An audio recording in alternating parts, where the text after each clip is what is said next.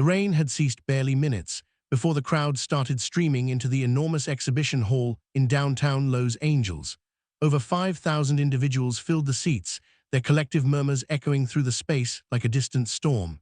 Camera flashes erupted from every corner. The atmosphere carried a blend of damp concrete, perspiration, and electric anticipation. At the center of the floor sat a raised black platform encircled by a low barrier. There were no ropes, no enclosures, just open space for a martial arts showcase that had been promoted for weeks as the definitive display of genuine combat. Backstage, Bruce Lee adjusted the cuffs of his black mandarin collar shirt. His demeanor appeared composed, almost disconnected from the commotion outside. His respiration remained slow and measured. Each gesture reflected the exactness of someone who wasted nothing. Across the corridor, Steven Seagal laughed heartily while addressing a cluster of reporters. He stood taller, more heavily built, and wore a black gi that accentuated his wide shoulders. The journalists absorbed his every word. "People keep insisting Bruce Lee represents the future of martial arts," Seagal remarked with a smirk. "I've observed dancers with quicker movements than him. Speed may entertain, but power concludes a confrontation." The reporters chuckled. One inquired, "Do you believe he could manage someone of your size?" Seagal grinned. "If he connects 10 times, I'll remain upright. If I connect once, he'll require assistance rising." Stage assistant approached Bruce. "Mr. Lee, they're prepared for you." Bruce gave a nod and proceeded toward the entry tunnel. The instant he emerged into the illumination, the crowd exploded. Thousands of voices merged into an overwhelming roar. Some spectators climbed onto their seats for a better view. Others raised cameras above their heads. Seagal observed from the far side of the arena, arms folded. "Look at that," he murmured to one of his students. "They cheer before witnessing anything." Bruce offered a brief bow to the audience, then assumed his position on the platform. A wooden table had been arranged with several training boards, a speed bag, and a stopwatch. The announcer's voice reverberated through the hall. "Tonight's exhibition presents two of the most discussed martial artists in America. Mr. Bruce Lee will commence with a demonstration of speed and striking precision." Bruce advanced. A volunteer raised a tennis ball suspended from a string. The ball swayed unpredictably. Without warning, Bruce's hand shot out. The ball halted abruptly in midair. The crowd gasped. Again, each strike occurred so rapidly that many viewers perceived only the final placement of his fist. Seagal rolled his eyes. Parlor tricks. Next came the speed bag. Bruce attacked it with a rapid succession of punches that sounded less like individual impacts and more like a continuous drumroll. The bag transformed into a blur. The audience applauded wildly. Seagal finally stepped onto the platform. The atmosphere shifted instantly. He towered over Bruce by several inches and outweighed him by nearly 100 pounds. The disparity between them was stark, one lean and compact, the other broad and intimidating. Seagal addressed Bruce directly, his voice carrying to the front rows. "Is this what impresses people nowadays? Striking toys?" A murmur rippled through the crowd. Bruce remained silent. Seagal advanced. "Real fighters don't require demonstrations. They prove themselves against opposition." Still no response. The silence appeared to aggravate Seagal further. He gestured at Bruce's hands. "Those small fists. You expect people to believe they can stop a heavyweight?" Some spectators laughed nervously. Bruce finally spoke, his voice composed and steady. "A fist represents only a tool. The mind getting it determines its worth." Seagal laughed openly. "That sounds poetic. Poetry won't assist when someone attempts to fracture your ribs." The tension grew nearly unbearable. The announcer attempted to intervene. "Gentlemen, this is intended as an exhibition." Seagal raised a hand.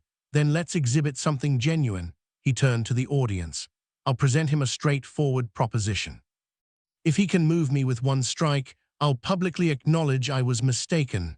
The crowd erupted with excitement. Bruce studied him momentarily. "Very well." A thick protective pad was brought out and secured to Seagal's chest. He planted his feet confidently. "Go ahead," he said. "Give it everything you possess."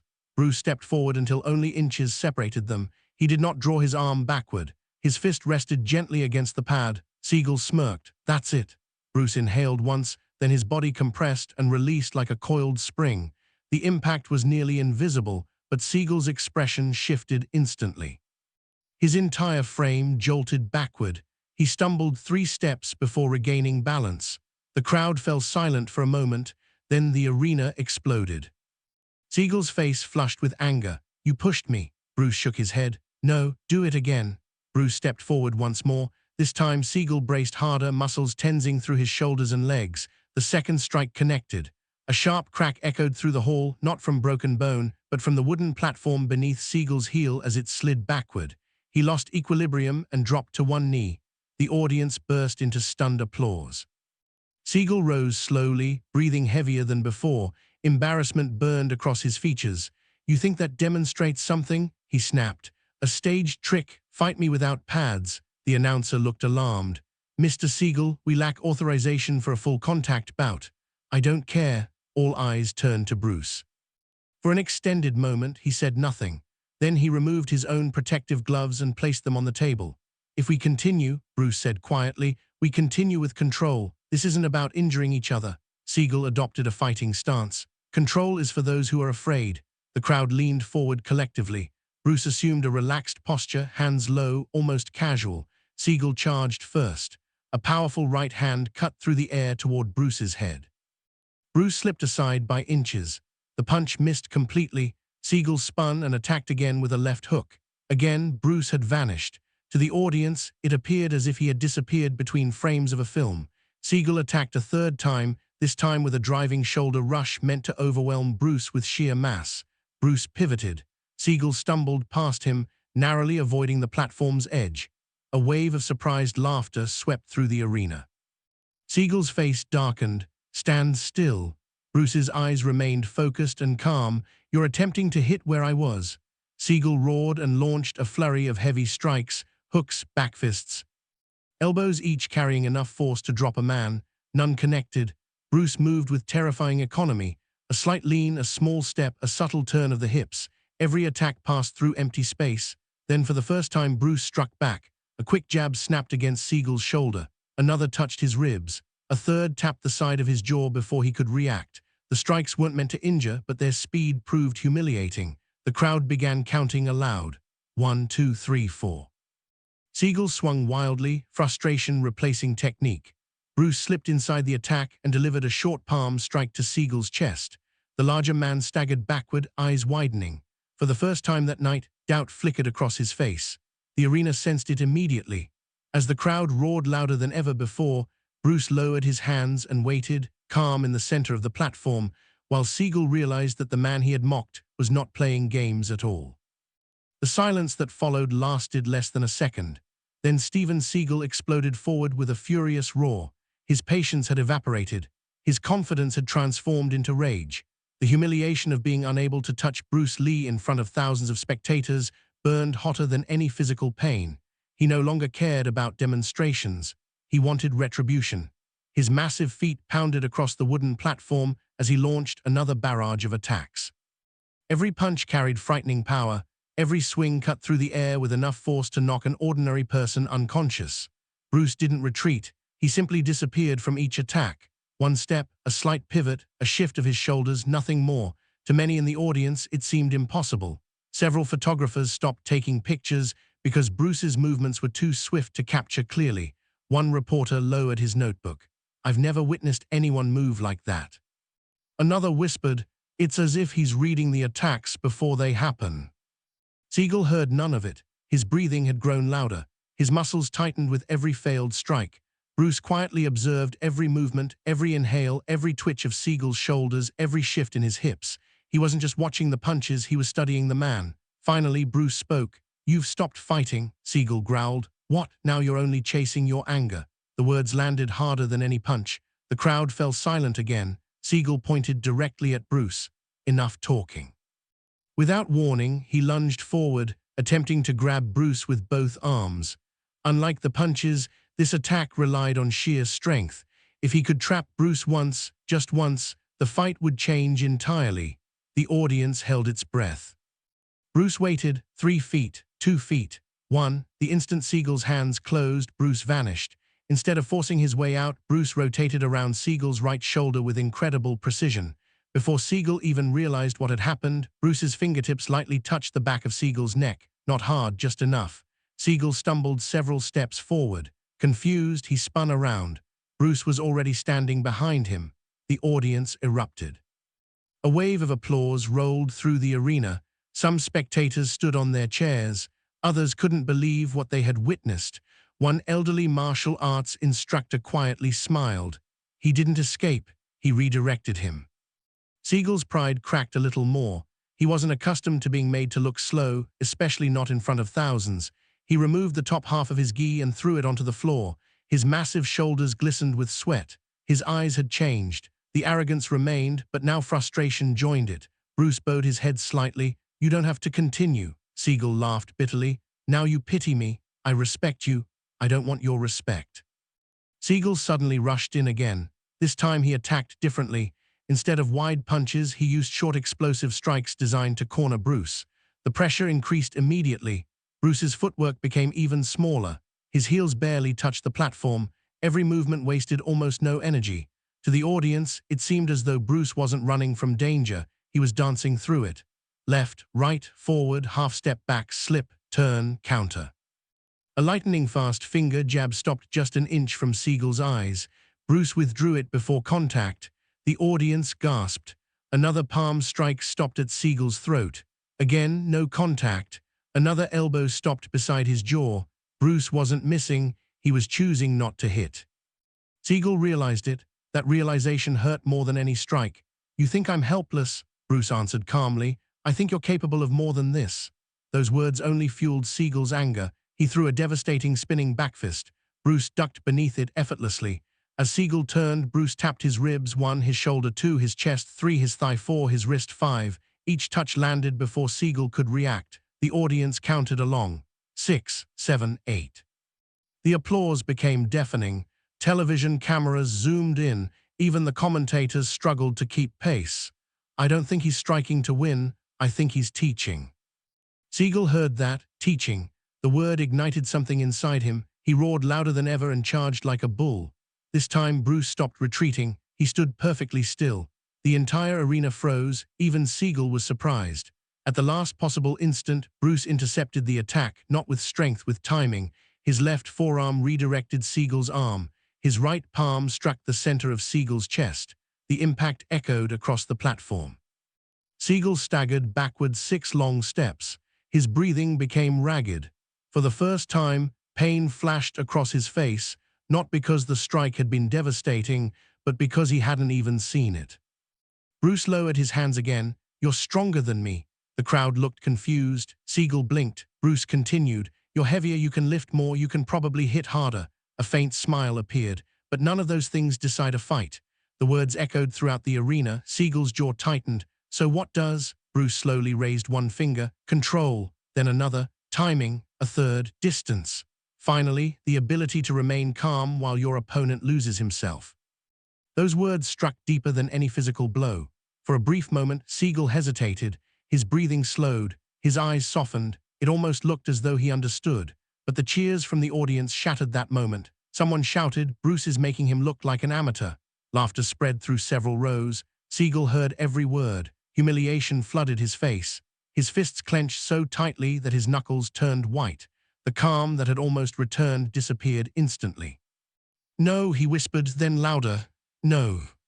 He looked directly into Bruce's eyes. No more demonstrations, no more games, no more holding back. His voice echoed across the silent arena. "I want a real fight." Bruce studied him for several long seconds. The disappointment in Bruce's expression was impossible to hide. "I hoped tonight would end differently." Seagal took another step forward. "It still can." Bruce slowly exhaled. "You've left me no choice." For the first time that evening, Bruce Lee abandoned his relaxed stance. His posture changed completely. His feet settled into position. His shoulders aligned. His eyes became razor-sharp. The playful movement disappeared. Every experienced martial artist in the audience recognized it immediately. The exhibition was over. What was about to happen next would be unlike anything anyone in that arena had ever witnessed. Bruce Lee's stance had shifted so subtly that most people in the arena didn't notice it at first, but the experienced fighters did. A retired Marine instructor in the front row slowly folded his arms. A national karate champion leaned toward his coach. Even several reporters stopped writing. Something was different. Bruce's shoulders relaxed even more. His breathing became almost invisible. His center of gravity dropped by only a fraction. It wasn't a new stance, it was complete readiness. Across from him, Steven Seagal rolled his neck before tightening his fists. "Is this the Bruce Lee everyone talks about?" Bruce answered quietly. "This is simply me." The announcer stepped toward the platform, microphone trembling in his hand. "Gentlemen, perhaps we should conclude the exhibition here." Neither man looked at him. The official understood immediately. This moment belonged to the fighters. He slowly stepped away. The arena fell completely silent. No cheering, no whispers. 5,000 people watched without making a sound. For a long second, neither fighter moved. Then Seagal attacked. He exploded forward with surprising speed for a man his size, throwing a crushing straight punch aimed directly at Bruce's face. Bruce didn't dodge. Instead, his hand intercepted Seagal's wrist, not with force, with perfect timing. The massive punch drifted harmlessly past Bruce's cheek. Before Seagal could recover, Bruce's elbow struck lightly against Seagal's forearm. His palm brushed the shoulder. His foot swept behind Seagal's ankle. Everything happened within a heartbeat. Seagal suddenly lost balance. His enormous body tilted sideways. He barely managed to catch himself before falling. The audience gasped. Bruce had disrupted nearly 400 pounds of momentum without appearing to use any strength at all. Seagal's expression hardened. "You've been waiting for me to overcommit." Bruce nodded. "You finally started seeing." That answer irritated Seagal even more. He charged again. This time he mixed punches with kicks, refusing to give Bruce a predictable rhythm. A heavy roundhouse kick sliced through the air. Bruce ducked beneath it. A back elbow followed. Bruce stepped outside its range. A knee came upward. Bruce redirected it with the slightest touch. The exchange became breathtaking. The fighters circled each other continuously. Every second brought another attack. Every attack met empty space. Bruce's movements looked almost effortless. Seagal's looked increasingly desperate. Sweat rolled down the larger man's face. His breathing echoed through the arena. Bruce, meanwhile, appeared almost untouched. One commentator whispered, "I've never seen someone conserve energy like this." Another replied, "He's forcing Seagal to fight himself."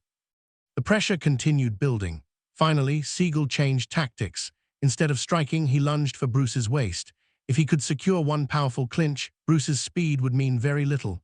The audience immediately recognized the danger. Several people stood up.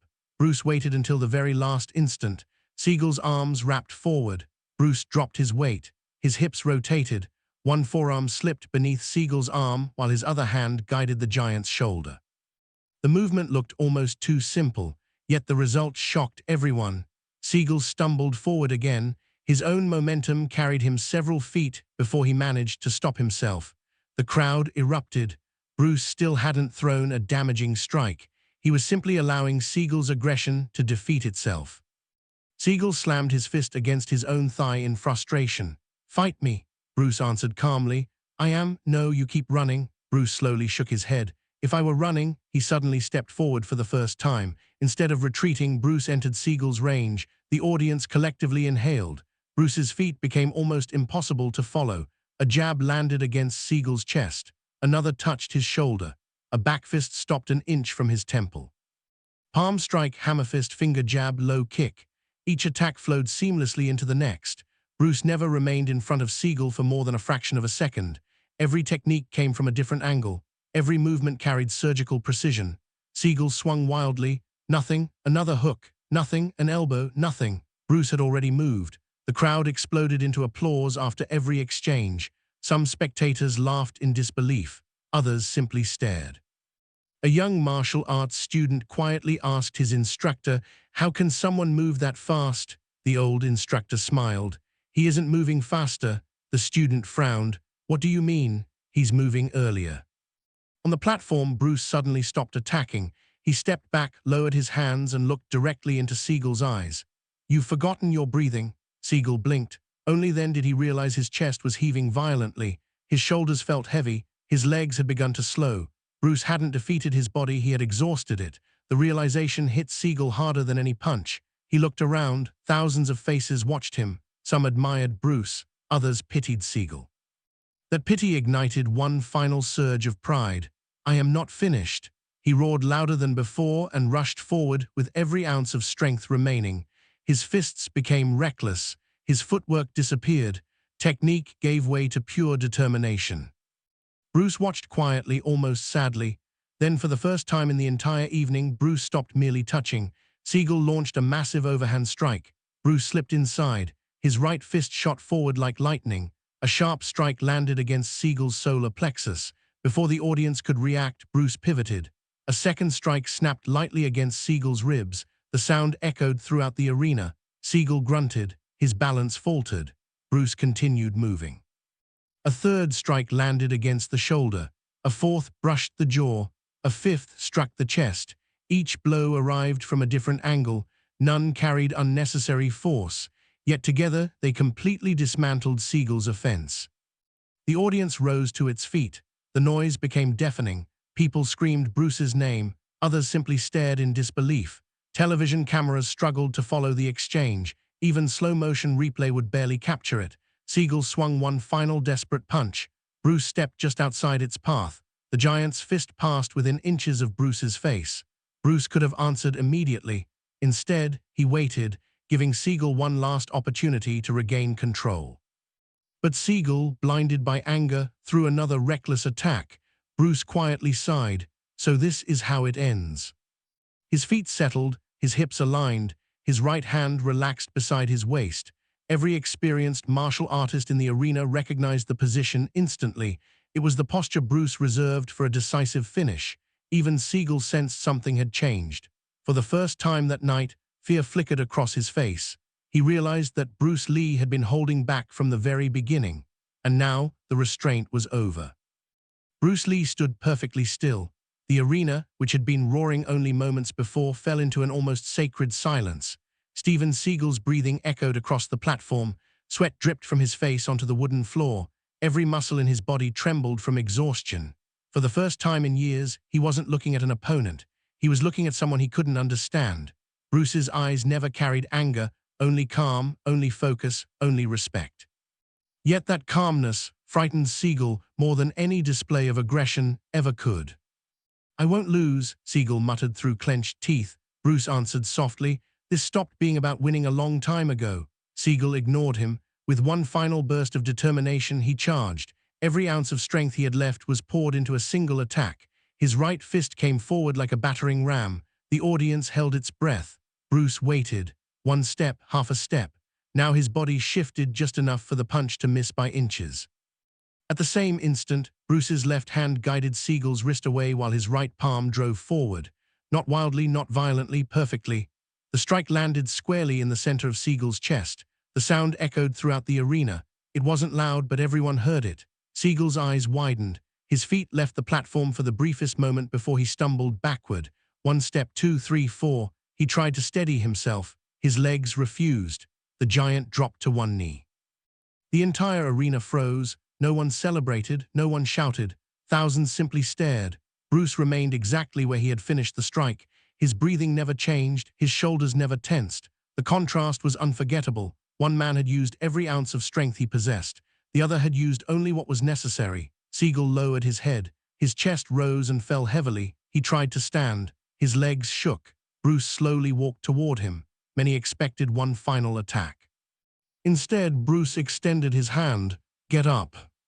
Seagal looked at it without speaking. The cameras zoomed in. The silence became almost unbearable. Finally, Seagal accepted the hand.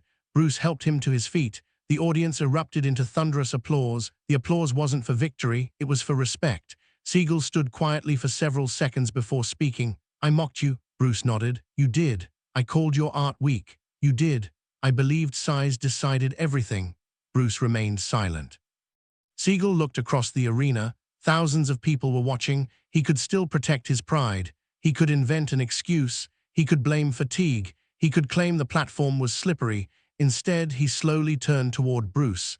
Then he bowed, a deep bow. The entire arena gasped. No one had expected it. When Seagal finally raised his head, his voice carried through the silent hall. "I owe you an apology." Bruce listened without interruption. "I laughed at your philosophy before I understood it." He paused. "I thought martial arts existed to dominate people." His eyes lowered. "But tonight," he looked directly at Bruce, "you never tried to humiliate me. You had dozens of chances to finish me. You chose restraint." Bruce smiled faintly. "A fight teaches more when both people leave standing." Those words settled over the audience like a quiet wave. One of Seagal's own students slowly stepped forward from the edge of the platform. His voice trembled. "Master," Seagal looked at him. The young man asked, "Why didn't you stop?" Seagal gave a tired smile. "Because my pride wouldn't let me." The answer echoed throughout the arena. Bruce stepped beside him. "Pride is loud." He touched his own chest. "Confidence is quiet." Another long silence followed. The audience wasn't simply watching two fighters anymore. They were witnessing two different philosophies. The announcer carefully approached with the microphone. "Ladies and gentlemen," he struggled to find the right words, "I believe we've witnessed something much greater than an exhibition." The crowd responded with another standing ovation. People applauded for nearly 2 full minutes. Many martial artists bowed from their seats. Some wiped tears from their eyes. Even veteran fighters admitted they had never seen such complete control displayed under pressure. As the applause slowly faded, Bruce picked up the black mandarin jacket he had removed before the sparring session. He turned to leave the platform. "Bruce." Seagal's voice stopped him. Bruce looked back. "I have one question." Bruce waited. "When did you know you could beat me?" Bruce thought for a moment before answering. "I never entered believing I had to beat you." Seagal frowned. "Then what were you trying to do?" Bruce's answer was simple. "Understand you." The words struck harder than every technique exchanged that evening. Seagal lowered his eyes once more. For the first time, he understood why Bruce had seemed impossible to fight. Bruce had never fought with hatred. He had fought with awareness. As Bruce reached the edge of the platform, the crowd suddenly began applauding again, not because another fight had started, but because they realized they had witnessed something they would remember for the rest of their lives. One elderly reporter quietly closed his notebook. Another asked, "Aren't you writing the ending?" The old reporter smiled. The ending happened the moment he accepted Bruce's hand. Outside, the evening sun broke through the clouds. Spectators poured onto the streets, excitedly replaying every exchange they had witnessed. Some talked about Bruce's incredible speed. Others debated the precision of his timing, but most remembered something else entirely. Not the strikes, not the footwork, not even the decisive palm strike. They remembered the hand extended to a defeated opponent. Years later, people would tell different versions of what happened inside that arena. Some would exaggerate the techniques. Others would argue about the speed of the exchanges, but everyone who had truly been there agreed on one thing. The greatest lesson of the evening was never about who was stronger. It was about the difference between strength and mastery. Bruce Lee never sought to prove that he was the most powerful man in the building. He proved something far more difficult, that real martial arts were not measured by the ability to destroy an opponent, but by the discipline to stop when victory was already yours. As Bruce disappeared through the exit tunnel, Seagal remained alone on the platform for several moments. He looked at the thousands of emptying seats, then at his own hands, the same hands he had believed could solve every problem. Quietly, almost to himself, he whispered, "I came here to expose a myth." A faint smile crossed his face. "Instead, I found a teacher." The arena lights slowly dimmed. The crowd continued applauding long after Bruce Lee had disappeared from sight. And for everyone fortunate enough to witness that unforgettable evening, the lesson endured long after the final bow. Sometimes the strongest fighter isn't the one who throws the hardest punch. It's the one who has the wisdom not to throw it at all.